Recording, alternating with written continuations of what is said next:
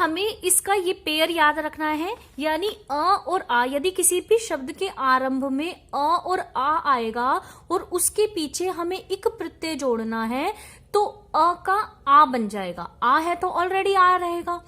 इसी तरह से यदि ई ए आई आएंगे स्टार्टिंग में और अगर आपने उसके पीछे इक प्रत्यय जोड़ा है तो इन चारों में से कोई भी स्वर है उसका क्या हो जाएगा, आई। तो इनको आप उदाहरण से समझ लीजिए, वो इजीली आपको समझ आ जाएगा। और यदि ऊ होगा स्टार्टिंग में, किसी भी शब्द के आरंभ में यदि ऊ ऊ ओ औ आएगा तो उसका औ हो जाएगा, अगर आपने उसमें पीछे एक प्रत्यय को जोड़ा। तो अब एग्जाम्पल देख लेते हैं, जैसे मैंने आपको अभी बताया था। यहां से देख लीजिए, प्रथम शब्द है। अब प्रथम शब्द में जब आपने जोड़ा इक प्रत्यय तो यहां आरंभ में देखो अ है ना, प्र में अ है, आ की मात्रा नहीं है। अगर आ होता तो भी आ रहता, यहां पर अ है तो इसका आ हो जाएगा और पीछे तो इक जोड़ हो गई। तो शब्द क्या बनेगा आपका, प्राथमिक। प्राथमिक नहीं होगा, इसका प्राथमिक शब्द बनेगा।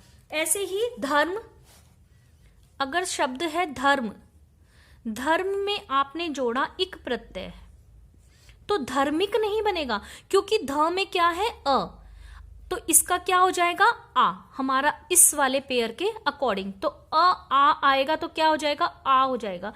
तो इस ध का हम क्या बना देंगे, धार, और ये इक तो लग ही जाएगा, र आधा है तो आपका शब्द बनेगा धार्मिक। कर्म का कार्मिक, कर्म है, कर्म में आपने इक जोड़ा तो आपका बनेगा कार्मिक। तो इसी तरह से आपको ये ध्यान रखना है, ये वाला पेयर। अब उसके बाद इसके उदाहरण देख लेते हैं हम। यदि ई ए आई आएगा तो क्या बन जाएगा, आई बन जाएगा। तो देखो, जैसे विकल्प,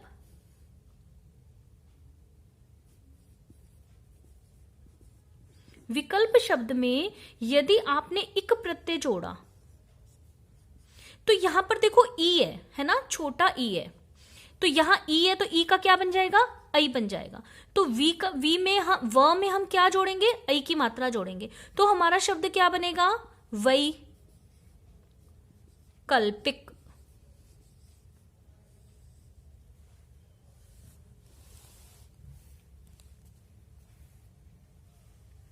और देख लीजिए इसके एग्जाम्पल, जैसे अगर शब्द आता है इतिहास,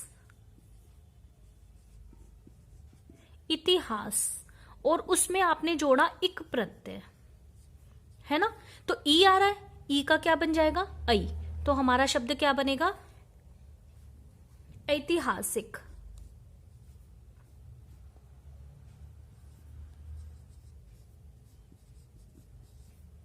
उम्मीद है आपको समझ आ रहा होगा उदाहरण से।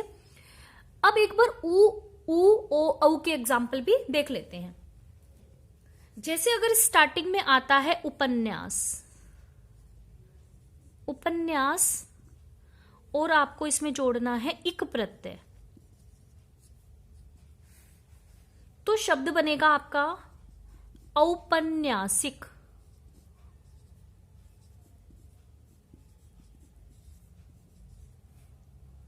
तो देख लीजिए, ऊ का क्या बना दिया आपने, यहां पर ऊ है, अगर इन चारों में से कोई भी स्वर होता तो आप क्या बनाएंगे, इसका औ बनाएंगे। तो आपने ऊ का बना दिया औ, तो आपका शब्द बन गया औपन्यासिक। इसी तरह से ये सारे एग्जाम्पल हो जाएंगे। अब आप देखिए य प्रत्यय, जब आप य प्रत्यय जोड़ेंगे तो भी आपको यही नियम याद रखने हैं। जैसे मैं आपको एग्जाम्पल से समझा देती हूं। लास्ट में जैसे सहित शब्द है, सहित शब्द में आपने य जोड़ा है ना, य प्रत्यय जोड़ा है, तो आप क्या बनाओगे इसका शब्द। अब देखो, इसमें आपको सेम वही नियम लगाना है। स्टार्टिंग में क्या है अ, तो अ का क्या हो जाएगा, आ, तो ये क्या हो गया, सा हित्य, तो आधा हो जाएगा साहित्य, ये शब्द बनेगा साहित्य। ऐसे ही पंडित, पंडित शब्द है, इसमें आपने य प्रत्यय जोड़ा, ठीक है, तो यहां पर अ है, अ का क्या हो गया, आ, तो शब्द क्या बना? पांडित्य दो तरह से लिख सकते हो आप। पांडित्य आप ऐसे भी लिख सकते हो, पांडित्य अण खाली ये वाला। ऐसे ही स्वतंत्र शब्द है आपका स्वतंत्र।